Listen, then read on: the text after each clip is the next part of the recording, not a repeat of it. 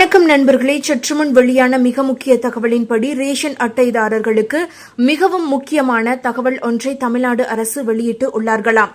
அதன்படி தமிழகத்தில் ஏழை எளிய மக்களுக்கு பயன்படும் வகையில் ரேஷன் கடைகளில் மானிய விலையில் பொருட்கள் விநியோகம் செய்யப்பட்டு வருகிறது. தமிழ்நாட்டின் 39 மாவட்டங்களில் மொத்தமாக 35,000க்கும் மேற்பட்ட ரேஷன் கடைகள் செயல்பாட்டில் உள்ளன.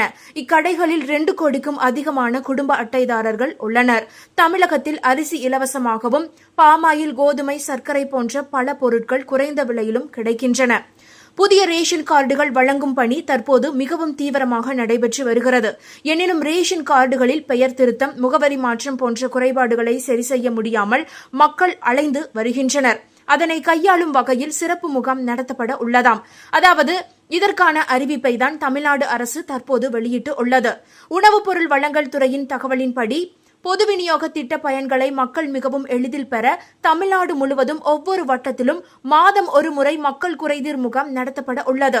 இதன் அடுத்த முகாம் இன்று, அதாவது 8/11/2025 இன்று சென்னையில் உள்ள 19 மண்டல உதவி ஆணையர் அலுவலகங்களில் காலை 10 மணி முதல் பிற்பகல் 1 மணி வரை நடைபெறும் என்ற தகவல் வெளியாகி இருக்கிறது. இந்த முகாமில் குடும்ப அட்டைகளில் பெயர் சேர்த்தல், நீக்கம், முகவரி மாற்றம், கைபேசி எண் பதிவு மாற்றம், அதாவது கைபேசி எண்ணை பதித்தல் அல்லது கைபேசி எண்ணை மாற்றுதல் போன்ற பொது விநியோக திட்ட சேவைகள் வழங்கப்படுகிறது.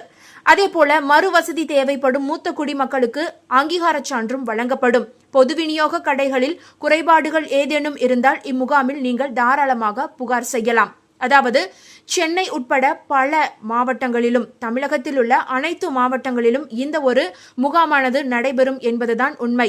அதாவது உங்களுடைய ஊரில் எந்த பகுதியில் இந்த முகாமானது நடைபெறுகிறது என்பதை நீங்கள் தீர விசாரித்து பின்பு உங்களுக்கு ரேஷன் கார்டில் ஏதேனும் சரி செய்ய வேண்டும் என்றால், ஏதாவது மாற்றங்கள் மேற்கொள்ள வேண்டும் என்றால் இந்த ஒரு முகாமை பயன்படுத்தி கொள்ளுங்கள். மக்கள் குறைதீர்க்கும் முகாம் குறித்த லேட்டஸ்ட் அப்டேட்டுகள் அனைத்தும் ஒரு புறம் இருக்க, வீடு தேடி ரேஷன் பொருட்கள் வழங்கும் முதல்வரின் தாயுமானவர் திட்டம் தொடங்கிய வேகத்தில் புகார்கள் வரத் தொடங்கி உள்ளன.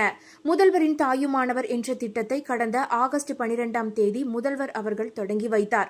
முதியோர் மாற்றுத்திறனாளிகள் ரேஷன் கடைக்கு சென்று பொருட்களை பெறுவதில் ஏற்படும் சிரமத்தை போக்கவே இந்த திட்டமானது கொண்டுவரப்பட்டது. அதன்படி முதியோர் மாற்றுத்திறனாளிகளின் வீடுகளுக்கே சென்று ரேஷன் பொருட்களை வழங்குவதாக உறுதியளிக்கப்பட்டது. மதுரை மாவட்டத்தில் மாற்றுத்திறனாளிகள் 70 வயதுக்கு மேற்பட்ட முதியோர்கள் என மொத்தம் 70,311 பயனாளிகள் உள்ளனர். தற்போது 65 வயதுக்கு மேற்பட்டோரும் இந்த திட்டத்தில் சேர்த்துக் கொள்ளப்படுவார்கள் என அரசு அறிவித்து உள்ளது. இவர்களுக்கு ஒவ்வொரு மாதமும் 2வது சனி, ஞாயிற்றுக்கிழமைகளில் வீடுகளுக்கே சென்று ரேஷன் பணியாளர்கள் மின்னணு தராசில் எடை போட்டு பொருட்களை வழங்க வேண்டும். ஆனால் திட்டம் தொடங்கிய வேகத்தில் ஏராளமான புகார்கள் வருவதாகவும் அவற்றுக்கு தீர்வு காண அதிகாரிகள் நடவடிக்கை எடுப்பதில்லை என்றும் குற்றச்சாட்டு எழுந்துள்ளது. இதுகுறித்து மூத்த குடிமகன் ஒருவர் கூறுகையில், எனது குடும்பத்தில் நான், எனது மனைவி மட்டுமே உள்ளோம். எனக்கு 75 வயதாகிறது.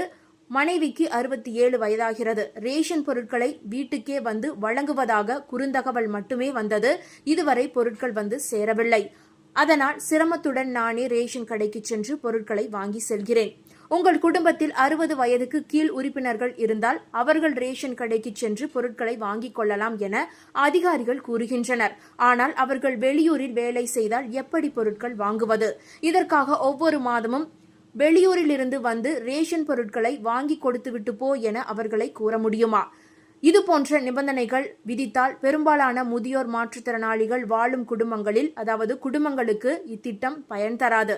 இந்த திட்டத்தின் நோக்கமும் நிறைவேறாது. இந்த புகார்கள் குறித்து மாவட்ட ஆட்சியர் விசாரித்து அரசின் நோக்கம் நிறைவேற நடவடிக்கை எடுக்க வேண்டும் என மூத்த குடிமக்கள் மாற்றுத்திறனாளிகள் கோரிக்கை விடுத்துள்ளனர். கூட்டுறவுத்துறை இணை பதிவாளர் சதீஷ் கூறுகையில், தற்போது 65 வயதுக்கு மேற்பட்ட முதியோரும் சேர்க்கப்பட்டதால் இந்த திட்டம் மூலம் மாற்றுத்திறனாளிகள், முதியோர் என மொத்தம் 86,500 பேர் பயனடைகின்றனர். மாற்றுத்திறனாளிகள், முதியோர் குறித்த தகவல்கள் அனைத்தும் குடிமைப் பொருள் வழங்கல் துறையில் உள்ள தரவுகளில் இருந்து எடுக்கப்பட்டு தகுதியுள்ளோர் இந்த திட்டத்தில் சேர்க்கப்பட்டு அவர்களுக்கு ரேஷன் பொருட்கள் வழங்கப்படுகின்றன.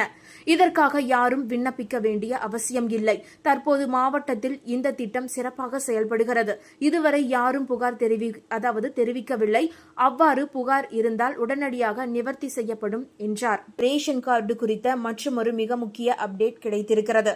அதன்படி ரேஷன் கார்டை பெற தனி சமையல் அறையுடன் வசிப்பவர்கள் ஆதார் எண்ணுடன் உணவு வழங்கல் துறையின் பொது விநியோக திட்ட இணையதளத்தில் விண்ணப்பிக்க வேண்டும். இந்த இணையதளத்தின் மூலம் உறுப்பினர் சேர்த்தல், முகவரி மாற்றம், குடும்ப தலைவர் மாற்றம், குடும்ப உறுப்பினர் நீக்கம் ஆகிய சேவைகளுக்கான விண்ணப்பங்கள் செய்யலாம். கார்டுதாரர்கள் தேவைக்கு ஏற்ப எத்தனை முறை வேண்டுமானாலும் விண்ணப்பம் செய்து கொள்ளலாம். அதை அதிகாரிகள் பரிசீலித்து ஒப்புதல் தருவார். இதுதான் இப்போது வரை நடைமுறையில் இருக்கிறது. இதற்கிடையே மகளிர் உரிமை தொகையை பெறுவதற்கும் ரேஷன் அட்டை அவசியம் என்பதால் புதிய ரேஷன் கார்டுகளுக்கான கோரிக்கைகள் மிகவும் அதிகரித்துள்ளதாக கூறப்படுகிறது. இந்நிலையில் உணவுத்துறை உறுப்பினர் சேர்த்தல், முகவரி மாற்றம், குடும்ப தலைவர் மாற்றம், உறுப்பினர் நீக்கம் ஆகிய சேவைகளுக்கு ஆண்டுக்கு 2 முறை மட்டுமே விண்ணப்பிக்க முடியும் என்பதை கடைபிடிக்க முடிவு செய்து உள்ளதாம். அதாவது ஒவ்வொரு சேவைக்கும் ஜனவரி முதல் ஜூன் வரை ஒரு முறையும், ஜூலை முதல் டிசம்பர் வரை ஒரு முறையும் விண்ணப்பிக்க முடியும். ஆவணங்களை பதிவிறக்கவும் முடியும். அதன்படி ரேஷன் கார்டில் முகவரி மாற்றம், உறுப்பினர் சேர்த்தல் உட்பட 4 சேவைகளுக்கு இனி ஆண்டுக்கு 2 முறை மட்டுமே விண்ணப்பிக்க முடியும் என உணவு வழங்கல் துறை அறிவித்து உள்ளது. இதுகுறித்து உணவு வழங்கல் துறை இயக்குநர் சிவராசு மாவட்ட வழங்கல் அதிகாரிகளுக்கு அனுப்பியுள்ள சுற்றறிக்கையில், ரேஷன் கார்டில் மாற்றங்களை மேற்கொள்ள உறுப்பினர் சேர்த்தல், முகவரி மாற்றம், குடும்ப தலைவர் மாற்றம், உறுப்பினர் நீக்கம் ஆகிய சேவைகள் வழங்கப்படுகின்றன. இந்த சேவைகளை முறைப்படுத்த ஆண்டுக்கு 2 முறை விண்ணப்பிக்க அனுமதி, ஆவணம் பதிவிறக்க அனுமதி அளிக்கும் வகையில் மென்பொருளில் மாற்றங்கள் செய்யப்பட்டுள்ளன என தெரிவிக்கப்பட்டு உள்ளது. இந்த தகவல்கள் உங்களுக்கு பயனுள்ளதாக இருந்தால் மறக்காம இந்த வீடியோவை லைக் பண்ணி உங்களுடைய ஃப்ரெண்ட்ஸுக்கும் ஃபேமிலிக்கும் ஷேர் பண்ணி விட்டுருங்க. இது போன்ற பயனுள்ள தகவல்களை உடனுக்குடன் குயிக் அப்டேட்டா தெரிந்து கொள்ள மறக்காம நம்மளுடைய குட்டி இன்ஃபோ சேனலை சப்ஸ்கிரைப் பண்ணி பக்கத்தில் இருக்க மினி பெல் ஐக்கானை கிளிக் பண்ணி வச்சுக்கோங்க. நன்றி மக்களே.